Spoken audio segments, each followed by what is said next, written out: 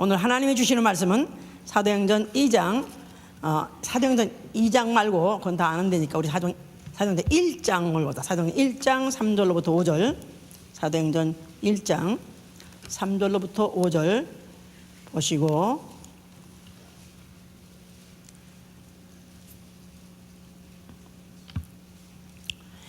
해 받으신 후에 또한 저희에게 확실한 많은 증거로 친히 사심을 나타내사 40일 동안 저희에게 보이시며 하나님 나라의 일을 말씀하시니라. 사도와 같이 모이사 저희에게 분부하여 가라사대 예루살렘을 떠나지 말고 내게 들은 바 아버지의 약속하신 것을 기다리라.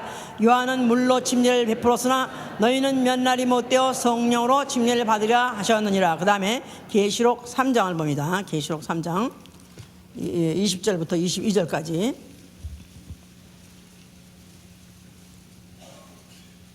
볼지어다 내가 문 밖에 서서 두드리노니 누구든지 내 음성을 듣고 문을 열면 내가 그에게로 들어가 그로 더불어 먹고 그는 나로 더불어 먹으리라. 이기는 그에게는 내가 내 보좌에 함께 앉게 하여 주기를 내가 이기고 아버지의 보좌에 함께 앉는 것 같이 하리라. 귀 있는 자는 성령의 교회들이 하시는 말씀을 들을지어다. 아멘.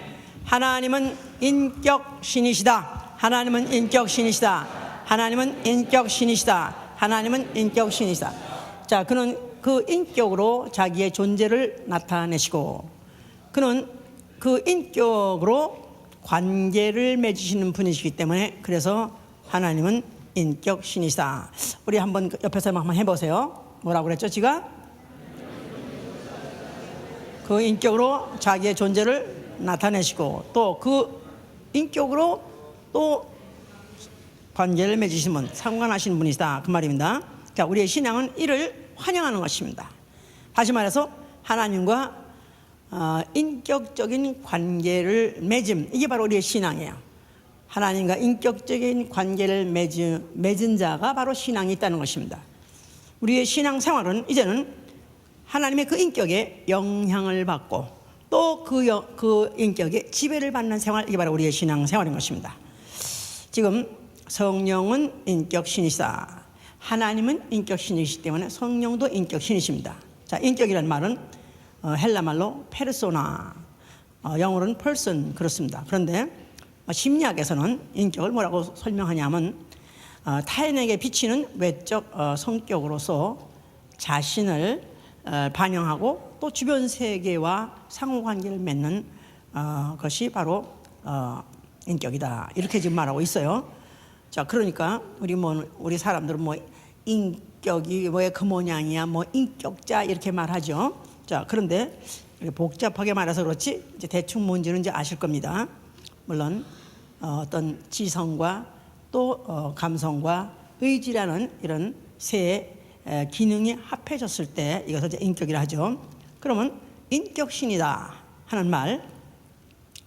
자, 이제 이것을 이제 고유의 지성과 감성과 의지를 갖춘 독립적 개체적 존재로서의 신, 이게 바로 인격신이라 하는 정의인데요. 우리 기독교, 우리가 갖고 있는 신앙은 절대적으로 바로 인격신을 믿는 것입니다. 인격신과 관계를 맺는 것인데, 우리는 신을, 하나님을, 그러니까 신이라, 신적 존재에 대해서 그러니까 벌써 이 세상 사람은 하나님이라는 말을 싫어하죠. 쓰기를 싫어해요. 왜냐하면 벌써 그 자체가 어떤 그 인격을 인정하는 그 행위이기 때문에. 그러나 신, 막연한 어떤 신이라는 것은 이제 씁니다. 왜냐하면 신의 유무에 대해서는 항상 퀘스천을 갖고 있고 또 그거에 대해서는 한번 알아보는 거, 이런 것에 대해서는 누구라도 다 해야 될 일이고 또 해도 괜찮다, 이 말이에요. 자, 그러나 이제 신을 어떤 물질의 근본으로 본다든가 나아가서는 초월적인 힘으로 보는 건 이것은 우리의 신앙이 아닌 것입니다. 그런데 많은 종교들 중에서 물질의 근본으로 보거나 또 초월적인 힘으로 보는 그런 종교라는 것들이 있죠. 대표적으로 이제 사실은 무슨 음양오행이라고 풀면서 그것을 통해서 이제 종교라는 교리를 세우는 그런 불교도 있어요. 그런데 이런 기독교는 이런 물질의 근본이 되는 어떤 존재, 어떤 힘, 이런 것이 아니라 인생에다가 지대한 영향을 미치고 또 지배까지 하는 바로 그런 신, 바로 그 인격신을 인정하는 게 바로 기독교다 그 말이에요. 그런데 물론 인격신은 꼭 우리가 믿는 하나님 그분이 아닐지라도 그리스 신화라든가 로마 신화에서 말하는 그런 신적 존재들 그들도 다 인격자죠. 이제 인격 있는 신이다 이 말이에요. 그런데 이제 특별히 이제 이런 고등 종교라는 유대교라든가 이슬람교, 기독교 이 세상 사람은 이제 기독교 종교를 하니까 이 유대교, 이슬람, 기독교는 다 인격신을 인정합니다. 그러니까 이런 신관을 갖고 있는 사람이 누구하고 정반대되는 신관을 갖고 있는 사람은 자연 신관을 갖고 있는 사람들. 그러니까 무신론자라고 하지만은 그러나 철저하게 무신론자가 있느냐? 그렇지 않습니다. 막상 자연을 신으로 본 사람이 있어요. 자연은 이퀄 신이다. 왜냐하면 그 자연의 그 신비한 그 질서라든가 그 자연의 그 오묘한 그 법칙이라든가 이것은 그냥 덮어놓고 그냥 되어진 것이 아니라 어떤 그 안에 정령이 있을 것이다. 이렇게 생각해서 자연을 자체를 신으로 보는 그런 자들이 있습니다. 그래서 그 자연에서 나온 신비감이라든가 또 아니면 그 경외함이라는 것, 그것 때문에 그것을 이제 예술과 과학의 원천으로 보는 사람들이 있는데 대표적으로 누구냐면 아인슈타인 그렇습니다. 아인슈타인은 유대인이에요. 그럼에도 불구하고 그가 그 자기의 과학 세계, 그래서 그 물리의 학의 그 세계를 그가 너무 심취해서 너무 이제 그 연구하다가 그는 바로 이런 과학 세계 또 이런 물질 이런 세계 그 다음에 어떤 신이 있다. 이거 자체는 자기는 생각하고 싶지도 않고 또 나아가서는 무슨 죽고 난 다음에 인간의 어떤 내세가 있다 이런 것조차는 바라지도 않고 자기는 관심도 없다. 그런데 그 자연 자체가 너무 오묘하게 돼 있고 너무 질서조화가 있는 거 보면은 확실히 그 자연 자체가 그건 신자라서 자기의 갖고 있는 자기는 절대 자기는 독실한 신앙이라고 말해요. 그런데 자기는 우주 종교를 갖고 있다 이렇게 이제 말하죠. 지야 세상에서 그래도 제일 똑똑한 놈이 바로 그 말을 했어. 그래서 내가 나는 너보다 낫다 그랬어 내가. 자, 무신론자들은 신의 유무에 대해서 그들은 오케이 따져라. 그거는 니들이 그렇게 얼마든지 알아보려고 노력하는 건 그건 좋다. 그러나 신이 만약에 인격신이다 한다면은 이거는 못 참겠다 이거야. 왜냐하면 인격신이란 말은 인격적으로 어떤 영향을 끼치려고 그러고 밭을 나기 때문에 이거에 대해서 거부반을 하고 배제하려고 하는 것이 바로 무신론자들이 하는 것인데 뉴스에 인터넷에 가면 무신론자 무슨 또 사이트가 있고 무신론자들의 모임이 또 있어요. 나 웃기지도 않는 놈들이야. 아니 무신론자 신이 없다 하면 있다고 하는 놈들이 뭐 성경책을 끼고 교회를 가던가 하여튼 무슨 돈 재산을 팔아가지고 교회에다 바치던가 지들이 무슨 상관 있어. 미친놈들 미치다 관심 안 가졌는데 눈에 불을 쓰고 그냥 반대하고 왜 없다는 걸 말하려고 그거 반박하고서 하려는데 어떤 놈은 무슨 뭐 이 새끼 저 새끼 하면서 썼더라고 보니까 난 그런 걸 보니까 하나도 화가 안 나고 하여튼 해볼 때까지 해봐라. 나는 내 생각 하나님도 그럴 것 같아. 야 이 자식 이게 나보라 이 새끼라 그랬어. 그래가지고 뭐 그냥 꿀밤을 주거나 벼락을 치거나 그러지 않고 가만히 계신 게 참 가소롭다.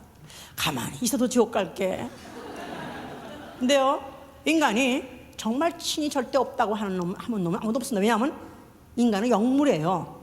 하나님이 사람을 생명되게 하셔가지고 생명이라고 하나님이 사람을 풀어짓고 그 안에 영을 불어넣어가지고 영물이에요. 영적 존재다 이 말이야.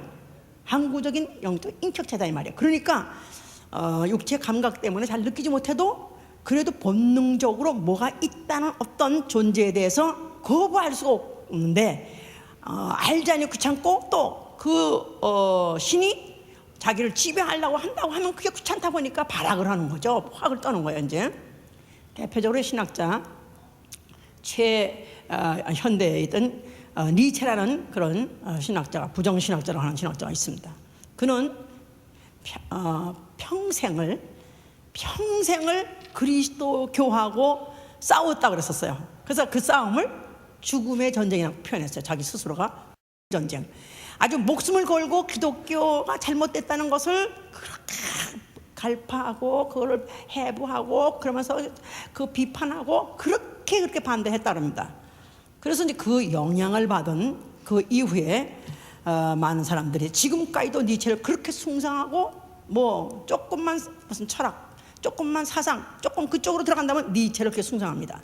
그것이 이제 요새 이제 이 현대에다 퍼졌는데, 니체가 그가 그렇도록 그렇게 그리스도교를 부정했는데 예수의 역할에서만은 그렇게 끝까지 부정하고 싶었지만은 그의 싸움은 죽기 살기 내기 싸우면서도 그래도 그 마음속에 뭐가 있었냐면 자기 원수가 끝까지 살아있길 바라는, 다시 말해서 이놈을 내가 죽여야지 하면서도 그래도 넌 살아야 돼, 살아있어야 나한테 좋아, 네가 살아있다면 나한테 좋은 거야, 이럴 정도로 예수 그리스도가 살아있는 것을 그래도 그 속에 살아있기를 바라는 그런 마음이 있었대요. 왜냐하면 예수가 죽었다가 부활해야 저도 살겠으니까 이제.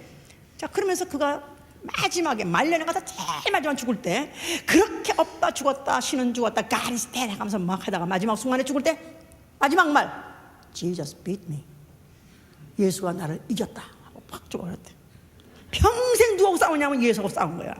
예수는 죽었어, 없어, 하나님 없어 막 하면서도 결국은 그 예수가 자기를 이겼다. 그 말은 예수는 살아계시다, 예수는 살아있다, 다시 와서 하나님은 살아있다 하고 그렇게 말했기 때문에 그를 부정신학자, 그래서 그가 니다 하면서 반대를 없다 많이 주장하면 할수록 그의 마지막 말이 결국 뒤집어가지고 그만큼 이제 하나님은 이제 존재하시다, 신은 존재하시다, 인격 신으로서 존재하시다, 이런 것들을 이제 인정하는 그런 수단이다 해서 이제 그걸 부정신학자가 하는 것이죠. 이제 바로 성경은 하나님은 절대 인격 신이라고 기록하고 있습니다.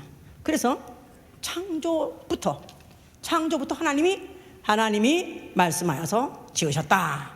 그러니까 벌써 이미 진화론을 믿는 사람은 이것부터 부정하고 싶기 때문에, 그래서 이제 신을 없애버리고 신을 자연에서부터 배제시켜버리려고 하니까 이제 거기서 이제 발상해낸 게 바로 진화론인데, 창조 자체가 하나님이 지으셨다. 그래서 지적 설계론이라는 말이 있지 않습니까? 하나님의 지혜로, 하나님의 지식으로서 하나님이 지으셨다. 하나님의 인격으로, 바로 인격의 산물이 뭐냐면 바로 피조세계다. 자, 그뿐이 아니라 하나님이 아담을 지으셨을 때 하나님이 사람을 흙으로 지으시고 그 코에다가 생기를 보내서 생령이 되겠다. 생령. 자, 그래서 생령된 아담은 뭐냐면 항구적인 인격체다. 항구적인 인격체. 자, 그러니까 하나님이 인격이기 때문에 하나님이 형상대로 사람만 지으실 뿐만 아니라 그를 인격으로 만드셨어요. 그래서 바로 그 인격체가 되게 함으로 인해서 생길보다 생명이 되게 함으로 인해서 항구적인 인격체가 되게 하신 것은 하나님과 영원토록 관계를 맺고 상대할 대상으로 지었기 때문에 바로 생명되게 하신 것이죠. 이제 그런데 바로 그 증거로 하나님이 대화를 시작하신 것입니다. 동산의 모든 열매를 먹어도 좋지만 그러나 송산 중앙에 있는 선악 알게 하는 열매를 먹지 말라. 아까워서가 아니라 하나님은 바로 그 생명된 항구적인 인격체와 하나님이 관계를 맺되 인격적인 관계를 맺으려고 말을 걸은 것이다 그 말이죠. 그래서 말씀하셔서 계명을 주신 것입니다. 자, 그래서 하나님은 그와 같이 이미 이렇게 하나님의 인격이시고 또 그 인격체와 상관하시는 그 가운데서 그 성경에 쭉 기록된 데 보면 하나님은 그가 확실한 인격이라는 것이 들어간 것은 그는 한탄하시기도 하시고 또 근심하시기도 하시고 노하시기도 하시고 또 기뻐하시기도 하시고 또 사랑하기도 하시고, 그러면서 그 뜻이 한번 정했다면 변하지 않으시고, 그럼 완전히 이제 그가 이제 그 성경 전체 역사를 통해서 그가 이제 그런 인격이 있다는 걸 좀 보여주신 것이죠. 자, 구약 시대 때 그 하나님의 면 누구냐 하면 여호와, 그래서 이제 야훼라는 그런 이름을 갖고 있는 하나님입니다. 그런데 무슨 뜻이냐면 스스로 있는 자, 스스로 있는 자. 다시 말해서 창조주다 그 말이죠. 자, 출애굽기 3장 15절에 모세가 당신이 누굽니까? 물어봤을 때 나는 아브라함의 하나님, 이삭의 하나님, 야곱의 하나님 여호와니라. 나는 스스로 있는 자라. 그래서 하나님은 바로 그 여호와라는 그 하나님은 스스로 계신 다시 말해서 창조주다 그 말이죠. 자, 그가 모세를 통해서 율례와 법도를 주셨어요.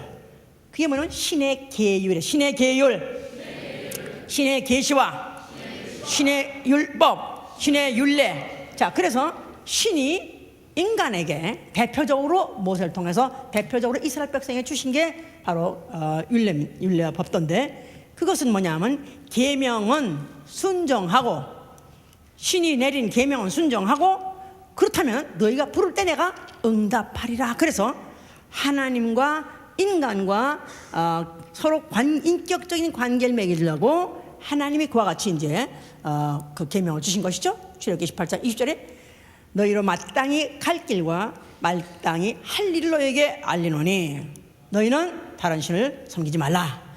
큰 능력과 큰 팔로 애굽에서 인도하신 여호와만이 하나님이라 한 것은 바로 이제 너희가 상관해야 될 인격적인 신은 오로지 여호와밖에 없다 그 말이에요.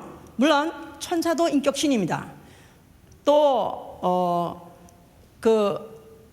그들이 다른 신들의 이름을 부르고 또 무슨 다른 신들과 관계를 제사를 드리는데 그 신이라고 하는 것도 다 소위 말해서 인격신이다 이 말이에요. 그러나 그 인격들은 아담도 항구적인 인격체, 또 천사도 바로 영원한 인격체인데, 그런데 그들은 피조적인 인격자예요. 피조적인 인격자.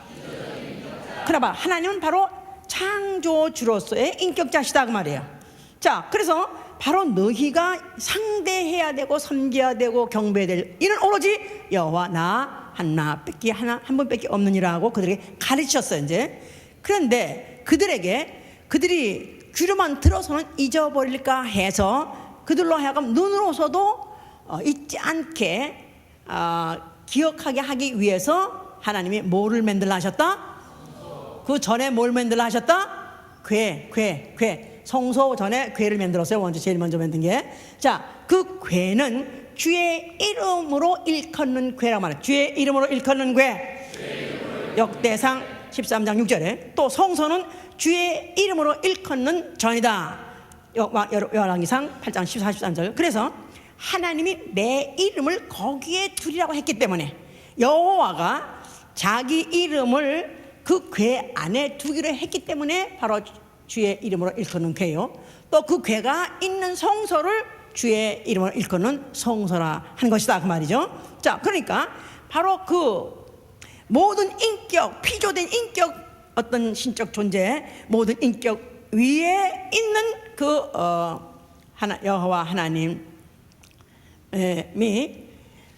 그들에게 율례를 주시고 또 그들에게 그와 같이 이제 계명을 주셔서 그대로 행하면은 복을 주고 만약에 그들이 어기면은 그들에게 가차없이 벌을 줬었죠 이제. 그래서 이제 이 인격 신이라는 데서 가장 반발이 뭐냐면 상이나 주고 벌이나 주고, 그래서 자기 말대로 안 들으면 그냥 죽여버리고 또 자기 말대로 들어보면 상 주는 이런 인격 신이 싫다 그런 그 일을 바로 이제 그 계명을 주면서 이렇게 이제 시작하신 것이죠 이제. 자, 그래서 하나님의 인격이 얼마나 두려운 분인가 너희는 알아라. 그래서 바로 그 분은 두려운 하나님. 그래서 그 하나님의 일을 알게 되고 그 하나님을 인정할 때 그들은 두려워하는 종의 영을 받았다는 거야. 두려워하는 종의 영. 예, 로마서 8장 15절은 두려워하는 종의 영을 그들이 받은 거예요. 바로 하나님은 어떤 인격으로서 상대를 해야 되는데 너무너무 무서워. 왜냐하면 궤를 만약에 함부로 잘못 다루면은 직사시켜버렸어요. 웁사라 같은 사람은 직사 죽여버렸어. 그 괴를 갖다 조심스럽게 안 다루고 어떤 그 마차에다 싣고 가다가 소가 뛰는 바람에 그 괴가 쓰러지려니까 그냥 그 괴를 확 붙잡고 이렇게 하면 그의 잘못함을 인해서 하나님이 웁사를 그 자리에서 쳐 죽였다. 그러니까 괴는 잘못 따라도 또 죽고, 또 나아가서는 성소도 함부로 아무나 들어오면은 죽여버리고, 그 성소도 그 해체해가지고 어디로 옮길 때, 장막을 옮기고 그다음에 또 세울 때, 그때 하나님이 지정하시는 사람 레위인 이외에 만약에 거기에 들여다보거나 참여하게 되면 그도 죽여버리라고 했기 때문에, 그래서 하나님은 누구시냐? 굉장히 아주 가까이 하기는 너무너무 먼 당신, 너무너무 두려운 하나님이 그들이 그렇게 알고 있었다 이 말이에요. 자, 그런 성전 앞에 예수라는 이가 나타나셨어요. 자, 예수가 뭐라고 말씀하셨어요? 너희가 이 성전을 헐라 그랬을 때 그들이 까무러질 일이지. 아니, 괴만 조금 잘못 건사해도 그냥 직사당하는데, 아니 이 성전을 헐어버려 하다니 이는 죽어 마땅한 자라고 그들이 생각하는 건 당연한 것이죠. 이제 성전을 헐라만 한 것이 아니라 너희가 이 성전을 헐면 내가 사흘 만에 일으키라 했었어요. 그 성전 헐면 다시 세울 성전, 사흘 만에 다시 일으킬 성전은 성전된 자기의 육체를 말하더라 했었어요. 성전된 자기의 육체, 예수 그리스도 자신의 그 육체를 자신은 성전이라고 하셨다 그 말이에요. 그 성전이라는 것에 뭐가 있죠? 바로 주의 이름, 하나님의 이름, 그 경외하고 정말 두려운 하나님의 이름을 그 안에 가지신 이가 바로 오신 것이다 그 말이에요. 자, 그런데 그가 하나님의 이름을 가지고 그 육체 안에 오셨을 때 그 이름을 예수라서 예수. 자, 그런데 그 자신이 스스로 자기 육체를 가리켜서 항상 뭐라고 하냐면 인자라고 해요. 인자란 말은 사람의 아들, 사람이란 뜻이에요. 나는 사람이다. 나는 스포키, 나는 괴물이 아니라 나는 사람이다. 그래서 그가 물 위로 걸어갈 때 사람 제자들이 한밤중에 물 위로 사람이 걸어오니까 얼마나 무서웠겠어요. 그랬을 때 그들은 유령인가 그렇게 생각했어요. 나는 유령이 아니다. 나는 바로 나다. 그러면서 자신을 인자라고 말하자면 사람이다 이 말이에요. 너희와 똑같이 난 날이 있고, 너희와 똑같이 죽을 날이 있고, 너희와 똑같이 육체로 고통도 받을 수 있는, 또 아니면 즐거움도 느낄 수 있는 그런 바로 인격체다 하고 얘기했을 때 바로 자기를 인자로 말씀하셨어요. 자, 그가 인자로 왔다, 사람으로 오셨을 뿐만 아니라 그는 하나님에도 불구하고 그는 종의 인격으로 오셨다. 종의 인격. 자, 여호와라고 구약시대 때 나타나신 무시무시한 하나님이 아니라 그는 종으로서 당하기 위해서 오신 인격이다 그 말이에요. 그래서 빌립보 2장에 보시면, 빌립보 2장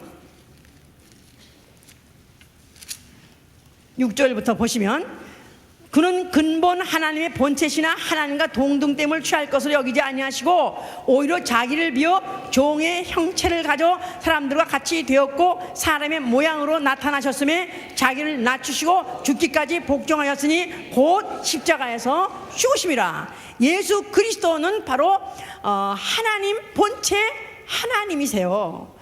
그럼 또 그 자신이 누구시냐면 하나님과 함께 하시던 하나님의 인격이세요. 그런데 그가 이 세상에 오실 때는 사람으로 오셨다. 마리아의 몸을 통해서, 여자의 몸을 통해서, 처녀의 몸을 통해서 그가 말씀이 육신되어 오셨다 이 말이야. 말씀이 육신되어, 하나님이 육신되어, 영이 육신되어. 자, 그래서 초월적이고 또 그야말로 그 두려우신 그 하나님인데, 그 경외해야 할 대상인 하나님이 육체로 왔다는 자체를 보면서 이미 경외를 받으려거나 두려움의 대상으로 온 것이 아니라 또 어떤 협박이나 아니면 공갈로 인간을 다스리려고 오신 게 아니라 그가 종같이 섬기려고 오신 인격이기 때문에 그의 인격을 종의 인격이라고 하는 것이다 이 말이에요. 인자로 오셨을 때 그 인격 종연결 온 거예요. 자, 그래서 그는 자기 땅에 왔다 그랬었어요. 요한복음 1장 11절에 그가 자기 땅에 오셨음에 세상이 자기 백성이 영접지 아니하더라 그랬었어요. 예수 그리스도는 그가 자기 땅에 오셨습니다. 왜냐하면 그는 태초에 아버지 품속에 있던 말씀으로서 만물을 치셨기 때문에 모든 만물의 주인이세요. 그 만물의 주인이 이 세상에 왔을 때 자기 땅에 오시다 이 말이에요. 그러면 영접받아야 되겠죠? 예? 자기 집에 왔는데 하인들이 미리 뭐 준비해놓고 또 길 닦아놓고 청소해놓고 있다가 주인이 오셨으면 대따 뛰어나가서 막 환영해야 되지 않겠어요?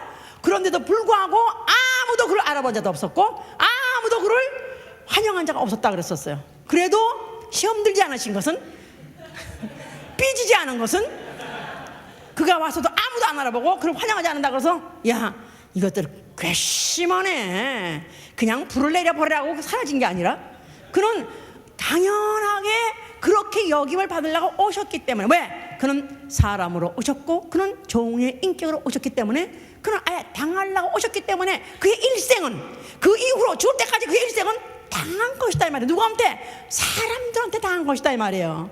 막상 사람으로 왔더니 사람들한테 피조물 중에 하나일 뿐인 그러나 다만 하나님의 형상대로 지음받고 또 하나님과 같이 영원히 상관할 수 있도록 인격체로 지어졌더니 이것들이 그 인격 가지고 반항하고 거부하고 또 그를 갖다가 그를 갖다가 영접지 아니하다 그럴 뿐입니까? 마귀까지도 나서가지고 네가 하나님의 아들이냐 하면서 조롱하고 비웃고 그러면서 유대인들은 또 그를 힐문하고 또 조롱하고 멸시하고 핍박하고 얼마나 3년 동안 유대인들 또 나아가서는 뭐 그중에서 바리새인들 서기관들 얼마나 예수한테 따라붙어가지고 그에게다가 힐문하고 반문하고 또 그를 조롱하고 비웃하면서 네가 그리스도냐 네가 하나님 아들이냐 하면서 얼마나 그를 갖다 비웃은지 이루 말할 수 없습니다. 결국 마지막 판은 제사가 또 팔만 팔고 그런 바람에 대제사장한테 끌려갔을 때 대제사장이 예수를 보고 너는 서영이다 서영까지 언도를 했어요. 그러면서 막판에는 주먹으로 침을 뱉어서 그 얼굴에 침을 뱉고 주먹으로 얼굴을 치고 또 손바닥으로 얼굴을 때리고 그래서 그야말로 예수의 그 인격을 얼마나 멸시하고 얼마나 무시당하고 얼마나 조롱을 당했는지 이루 말할 수 없습니다. 그런데 그는 그에 대해서 전혀 그가 반응을 일으키지 않고 전혀 그가 분노하지 않냐고 전혀 그에 대해서 오히려 감각이 없는 이 모양 인격이 없는 몰수아닌 모양 완전히 그런 무반응을 짜놓고 그리고 그는 결국은 묵묵히 인간이 하는 대로 인간한테 그냥 그대로 당해서 그가 그대로 십자가까지 끌려가신 것이죠. 십자가 끌려가서 십자가 죽으실 때는 옆에 강도 둘이 있었다 그랬었어요. 그런데 그 강도들이 또 죽으면서 막 발악을 해댔습니다. 포악을 떨었어요. 네가 그리스도냐? 아니 그리스도면은 너도 살고 우리도 살려봐라. 그러므로 네가 그리스도가 나타나지. 이게 무슨 꼴이 하면서 죽어가는 주제에 아주 인격자 쳐놓고 최악의 인격자 정말 최악의 인격자 그 오죽하면 십자가에 달려서 그 죽는 그 강도들마저도 예수에 대해서 그렇게 폭벽을 떨었었습니다. 예수에 대해서는 그에 대해서 전혀 감동하지 그에 대해서 전혀 반응하지 아니하시고 그가 오히려 그런 중에서도 그래도 또 뉘우치고 그런 중에서도 또 혹시 당신이 낙원에 간다면 나라도 데려가달라는 그 강도에게 너는 오늘 나와 함께 낙원에 이르라 하고 이렇게 말씀하시고 그는 이제 죽으시게 됐죠. 그가 죽으실 때 다 이뤘다고 말씀하셨어요. 자, 뭐를 다 이뤘냐? 자기는 아버지 계명을 따라서 아버지를 기쁘게 하기 위해서 오셨다는 것입니다. 하나님은 인격이기 때문에 감정이 있으셔요. 기뻐할 줄 아시는 분이에요. 근데 예수는 아버지가 어떻게 기쁘게 하는 걸 압니다. 요한복음 10장 17절에 아버지께서 나를 사랑하시고 아버지께 하양하시는 나가 그로 인해서 기뻐하시는 것은 내가 다시 목숨을 얻기 위해서 내가 내 목숨을 버림이라. 이는 내가 아버지를 기뻐하게 하려는 것이고 내가 바로 아버지를 사랑하는 표다. 그래서 그가 십자가에 죽으실 때 다 이뤘다는 것은 내가 아버지를 이렇게 사랑합니다 하고 그가 표현하신 거예요. 그 와중에 마귀는 심판받은 것은, 마귀는 바로 그 하나님 천사에다 인격을 부여하셨는데 그 인격 가지고 하나님을 반항했습니다. 내가 하나님 되리라고 자기 마음속에 자기 의지로 가지고 내가 하나님 되리라, 내가 보좌에 일을 했을 때 그 인격 타락, 의지 타락을 정죄 심판하신 것이고, 그리고 그가 십자가에서 죽으실 때 인류의 죄를 가지고 죽으시고 그 흘리신 피를 영혼들에게, 인류에게 뿌리셨으니 그 핏뿌림을 받은 영혼들로 하여금 이제 새로운 피조물이 되게 하기 위해서, 새로운 항구적인 인격체가 되게 하기 위해서 그 피를 뿌리신 것이다 이 말이에요.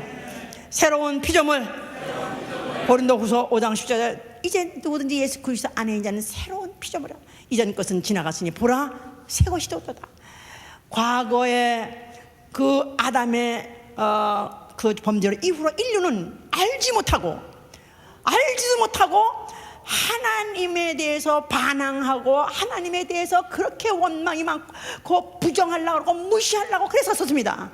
그러나 이제 예수가 죽으셔서 피를 뿌려서 이제 새로운 영을 그 안에 집어넣어줌으로 인해서 이제 첫째 아담의 영이 아니라 이제 그 마귀의 종된 그 영이 아니라 예수의 피 그리스도의 영을 그 안에 집어넣어서 본능적으로 하나님을 인정하게 하고 하나님의 일이란 뭐든지 환영하게 하고 그 하나님을 그의 인격적으로 영접해서 인격적인 감동을 받으려고 자원하게 하는 피조물을 만들어주신 게 바로 새로운 피조물을 탄생시키려고 피 흘리는 것이다 이 말이에요. 할렐루야. 그가 부활하셨습니다. 부활하시고 난 다음에 승천하시기 직전에 사도행전 아까 우리가 읽었습니다. 그가 이제 40일 동안을 사셨다 그랬었어요. 그러면서 제자들에게 하신 말씀이, 너희는 이제 내가 몇 날이 못 되어서 성령을 보내줄 것이니 너희는 예루살렘을 떠나지 말고 기다리라 그랬습니다. 예루살렘을 떠나지 말고 기다리라. 자, 그래서 이제 예수님이 그들 보는 가운데에서 승천하셔 올라가셨어요. 그들이 그 예수가 하늘로 올라가실 때 그의 부활을 보고 그 부활한 주님을 만났을 때 그들은 너무나 기쁘고 너무나 반가웠기 때문에 그 예수와 영원히 같이 살고 싶은 마음이 있었어요. 그런데 예수께서 그가 하늘로 붕 떠서 올라갔을 때 그들의 마음이 또 탈감을 눌렸어요. 탈감을 어떻게 지울 수가 없었다 이 말이에요. 그래서 멍하고 하늘 보고 있을 때 그때 하늘의 천사가 하는 말이, 이 예루살렘 사람들아, 어째서 너희가 하늘 보고 있느냐? 너희가 보고 있는 바로 이 예수는 하늘로 올라가신 그대로 다시 하늘로서 내려올 것이다 하고 그렇게 말했었어요. 자, 그럴 때 그들은 기억하기를, 예수가 한 말을 기억했어요. 너희가 이제 몇 날이 못 되어서 성령을 보내줄 터이니까 이제 너희는 예루살렘을 떠나지 말고 기다리라 했기 때문에 그들이 이제 마가라는 요한의 다락방에서 모여서 기다리고 있었습니다.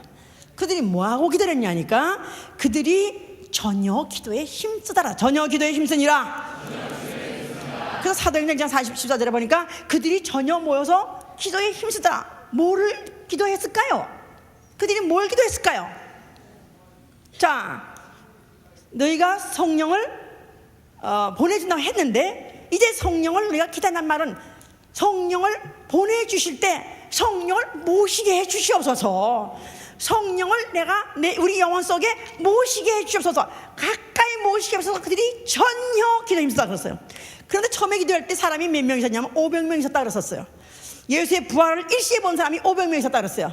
그런데 열흘이 되니까 떠나섰어요. 사람들이 하나 둘 떠나더니 마지막엔 120명 남았다 그랬었어요. 자, 그러면 아니 이왕이면은 500명이 있을 때 성령이 그냥 오셨더라면 오히려 증인이 성령 받는 사람이 500명이 나면 얼마나 좋겠어? 근데 왜 120명이 되도록까지 열흘이나 성령을 보내지 않느냐? 인자는 하나님이 인류가 원하지도 않았을 때 일방적으로 보내주신 선물이에요. 해보세요. 인자는 인류가 바라지 않았을 때 하나님이 일방적으로 보내주신 선물이다. 그러나 성령은 그렇지 않다 이거야. 성령은 인간이 하나님이 보내주겠다는 선물을 간절히 구해서 받는 최고의 선물이요 최고의 응답이다 이 말이에요. 성령은 인간이 하나님에게 구해서 얻는 최고의 선물이요 최고의 응답이다. 그러니까 인자는 아무도 원하지 않을 때, 아무도 바랄 때 하나님이 육체로 오신 것이고, 그리고 그 몸으로 오셔서 그가 당하시고 죽으시면서 피 흘려서 인류에다 최고의 선물을 주신 것입니다. 그런데 성령은 바라지도 않는데 달래지도 않는데 오시는 분이 아니다 이 말이야. 그분은 그렇기 때문에 너희가 예루살렘 성을 떠나지 말라, 또 그 모여 있는 동안에 기도하고, 또 120명이 남을 정도로 열흘이란 기한을 끌었던 것은 얼만큼 너희들이 사모하고 얼만큼 영접하는 거, 그것이 고조에 달했을 때 선물로 오신이다 이 말이에요. 할렐루야. 그러니까 환영하고 영접하는 데가 온다 그 말이에요. 성령을 받으세요. 꼭 받아야 돼요? 받아야 돼요. 그러면 아휴, 어떻게 받는 거예요? 그 새끼 기도하고 받아요. 해보세요. 안수해보신다. 아니, 그래서 성령을 받는 간절한 마음을 동원하게 하기 위해서, 그러면 나도 성령 받게 해주세요 소리를 치던가 하다가 그래가지고 안수하니까 랄랄라 방언을 이렇게 하는 게 정상 순서인데, 그런데 바라질 않고 앉아가지고 그냥 마치 그냥 아주 고슴도치 모양 지금 뭐 어떤 누구한테 당할까봐 그래서 몸을 잔뜩 움츠고 있으면서 혹시 여기 내가 휘말리면 안 되지 이런 식으로 이 도당들한테 내가 휘말리면 안 되지 해가지고 경계를 잔뜩 해가지고 이런 사람한테 성령 안 내리십니다. 성령님은 내가 오시라고 나는 환영한다. 그러니까 내가 바깥에 문을 두드릴 때 너희가 열면, 너희가 마음을 열고 영접하면은 내가 들어가서 너와 더불어 먹고 마시고, 네가 영접할 때 들어가니요, 기다릴 때 들어가니고, 간구할 때 들어가니. 그래서 누가복음 11장 13절에 너희가 악한 아비일지라도 선물을 줄 줄 알거늘 너희가 구한 자에게, 어찌해서 구한 자에게 하나님이 성령을 선물로 주지 않겠느냐. 구할 때 주는 건다는 말은 인격자시기 때문에, 그는 인격자실 때 하나님의 인격, 종의 인격이 아니라 인격 위에 인격이신 최고 높은 인격자, 다시 말해서 왕의 인격이기 때문에 들어오실 때 당당히 들어오시지, 남의 집 도둑놈 들어오듯이 스며 들어온 분은 아니다 이 말이에요. 인자는 남의 집에 들어오는 식으로 들어왔기 때문에 한밤중에 오신 것이고, 도둑이 주로 한밤중에 오잖아. 이제 죄송합니다 도둑이라고 해서. 아니,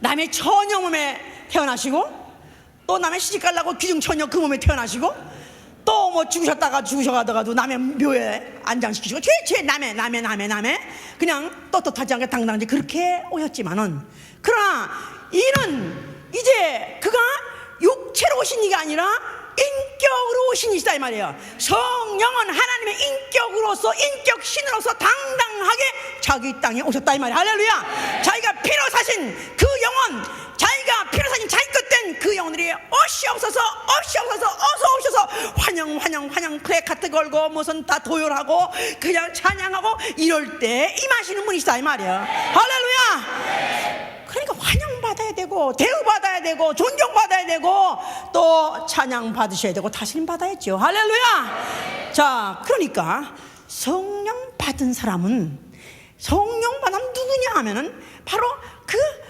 하나님을 내가 인격적으로 모신 사람이에요. 그러니까 성령이, 예수께서도 그랬어요. 너희가 성령, 내가 가면 보혜사가 올 것이다. 내가 가지 않으면 보혜사가 오시지 않을 것이다.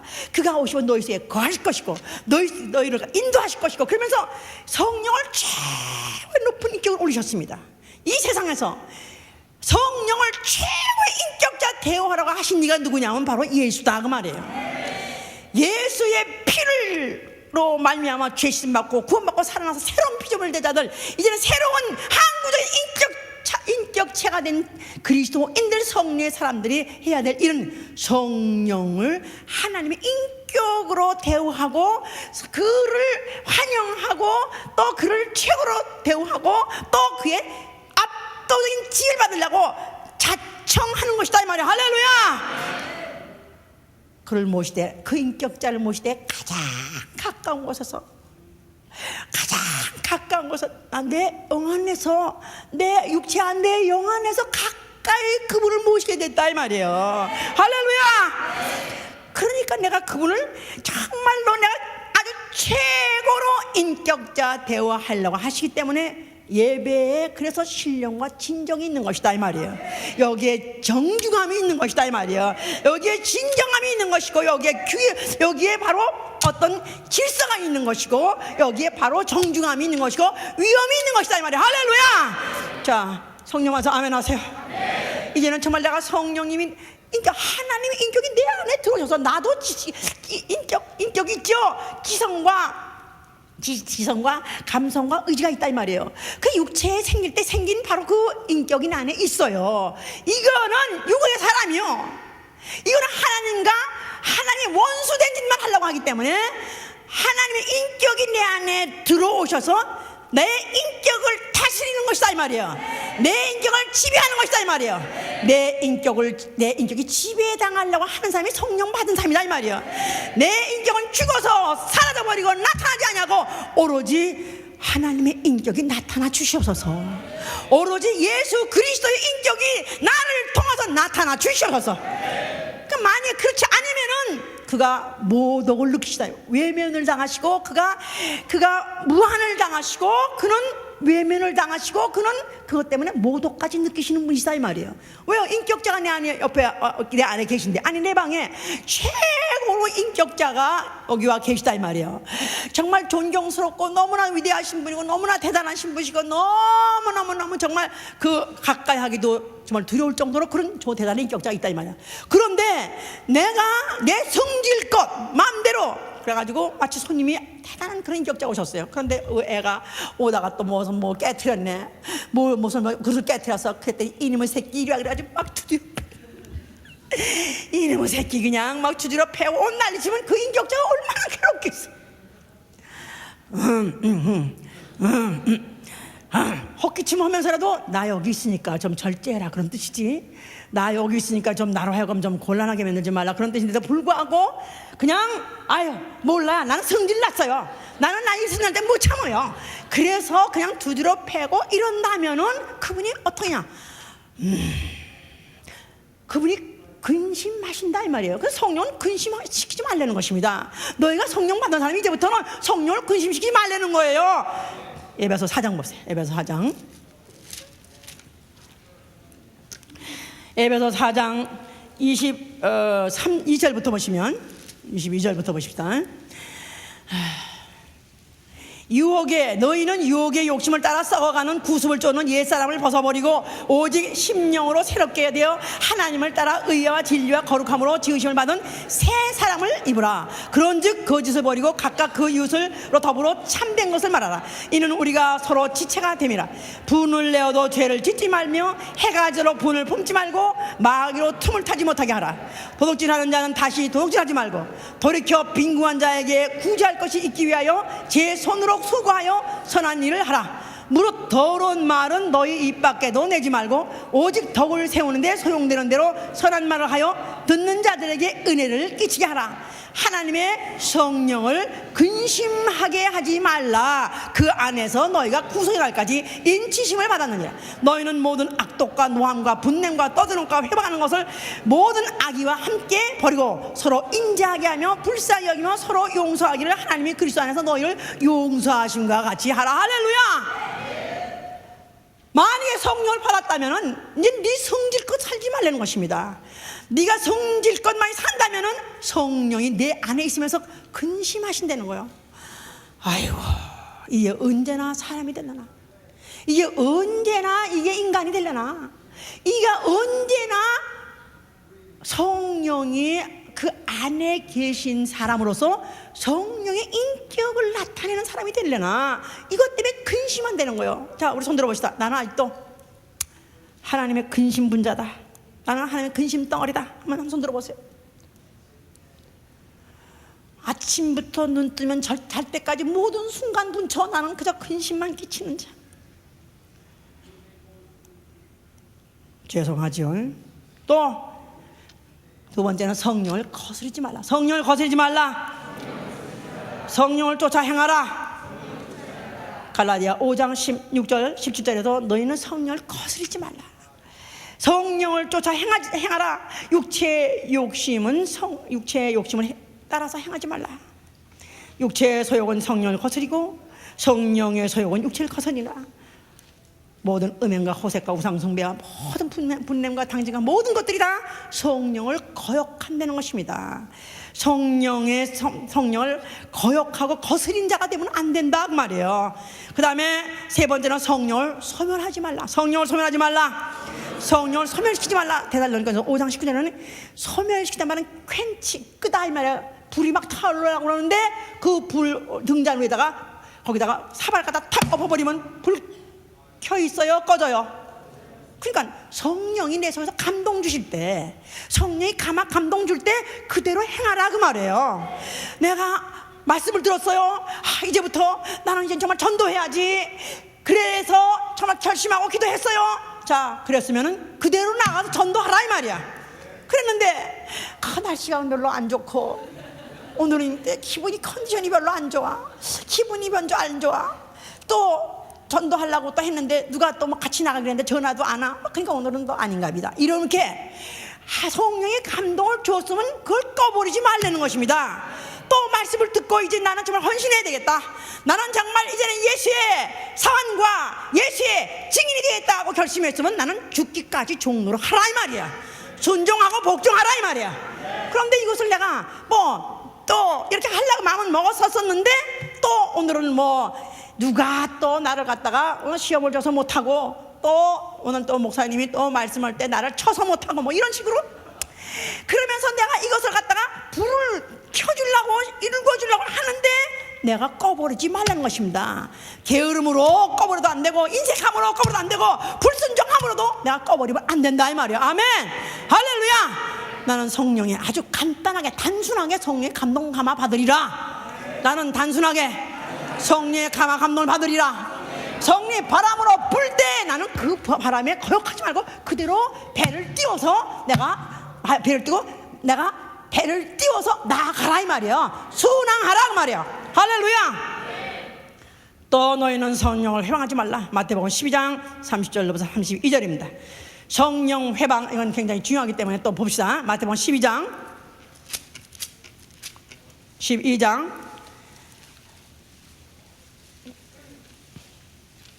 30절부터 32절까지 봅시다. 나와 함께 아니하는 자는 나를 반대한 자요 나와 함께 모으지 아니한 자는 해치는 자니라. 그러므로 내가 너에게 이르노니 사람의 모든 죄와 회방은 사하심을 얻되 성령을 회방하는 것은 사하심을 얻지 못하겠고 또 누군지 말로 인자를 거역하면 사하심을 얻되 누군지 말로 성령을 거역하면 이 세상과 오는 세상에도 사하심을 얻지 못하니라. 이야말로 하나님의 인격 예수 그리스도의 인격에 정면 반대한 자 정면 대적하는 자 이는 금세와 내세에도 사하심을 못 받는 것입니다. 나와 함께 하지 않는 자는 나를 반대하는 자요 나와 함께 모으지 않는 자는 해치는 자니라 그랬어요. 자, 교회의 기능이 뭡니까? 교회는 모임이에요. 교회는 모임이다. assembly 바로 교회 사명과 교회의 기능이 뭐냐면 모으는 거다 이 말이에요.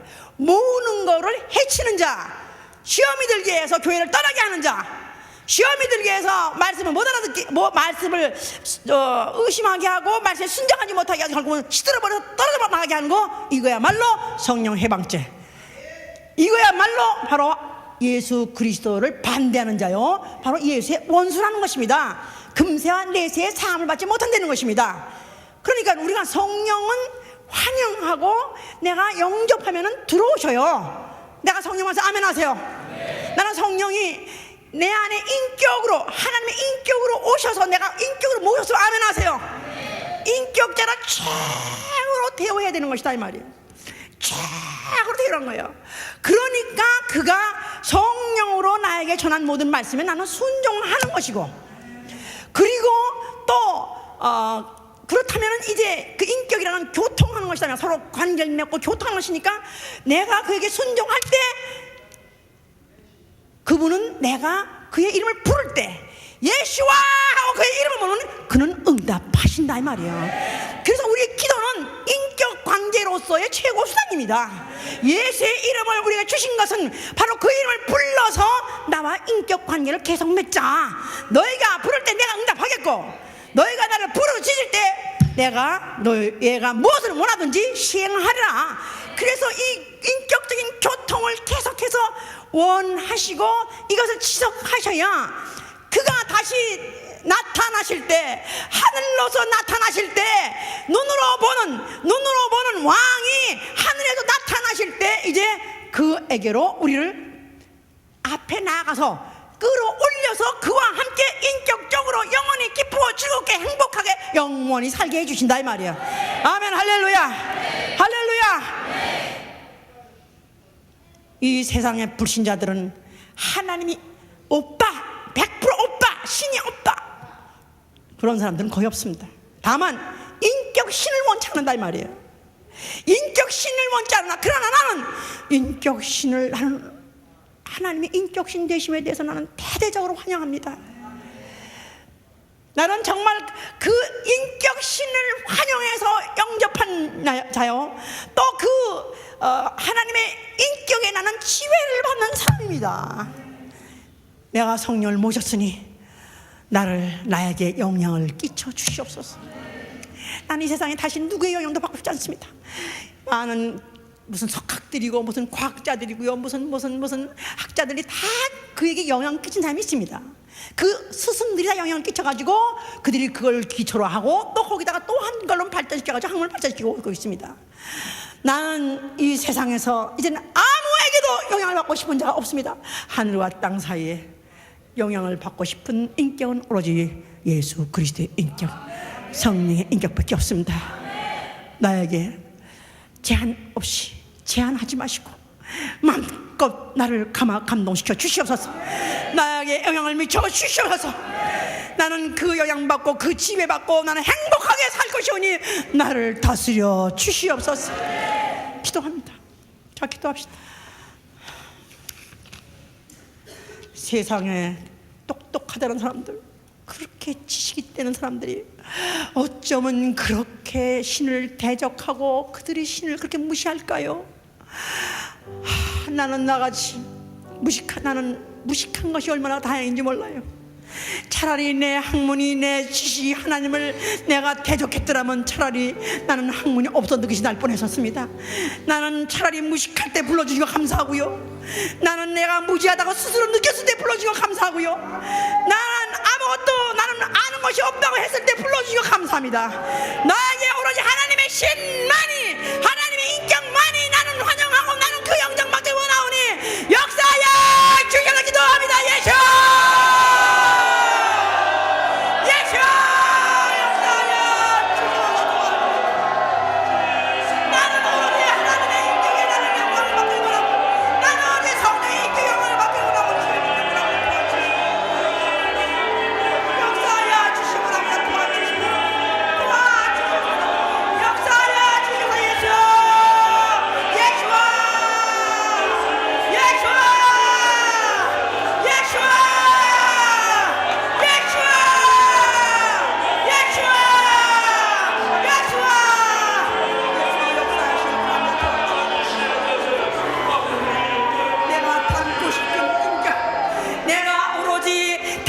싶은 인격, 하늘과 땅 사이에 담고 싶은 인격은 예수와 한 번밖에 없습니다. 예수와 부릅니다. 예수와, 예수와, 예수와,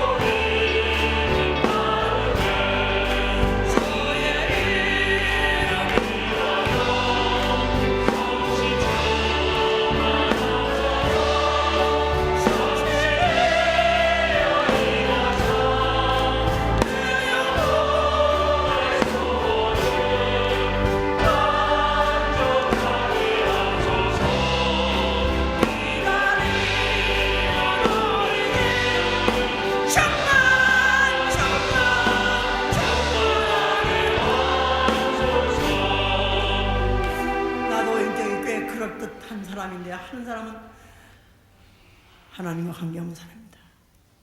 나의 인격은 이제 돌아보니 너무나 부끄럽고 너무나 부끄럽고 짐승만도 못하고 버러지만도 못하고 만물에 찢기만도 못하고 너무 더럽고 추잡한 인격입니다. 그렇기 때문에 나는 성령님을 열렬히 환영하는 것입니다.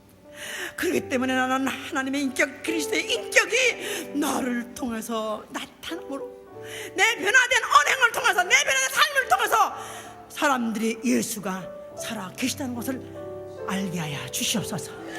인격이 변화돼야 돼요. 인격이 변화라면 내 인격의 변화로 예수 그리스도 살아계신 인격이라는 것을 나타내게 하여 주시옵소서. 기도합니다.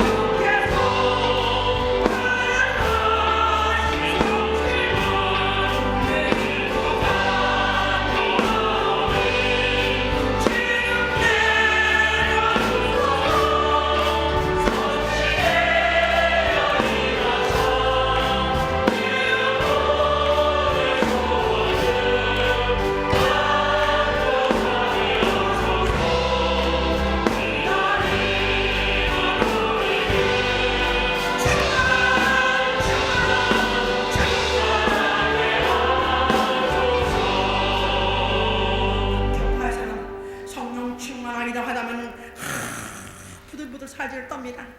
물론 그것도 하나의 증상이 될 수 있을지 모르지만 인격 변화입니다. 하나님의 인격이 날 통해서 나타나는 것입니다. 그리스도의 인격이 짐승 같은 나에게서 나타나는 것입니다. 바로 그야말로 성령이 오신 목적입니다.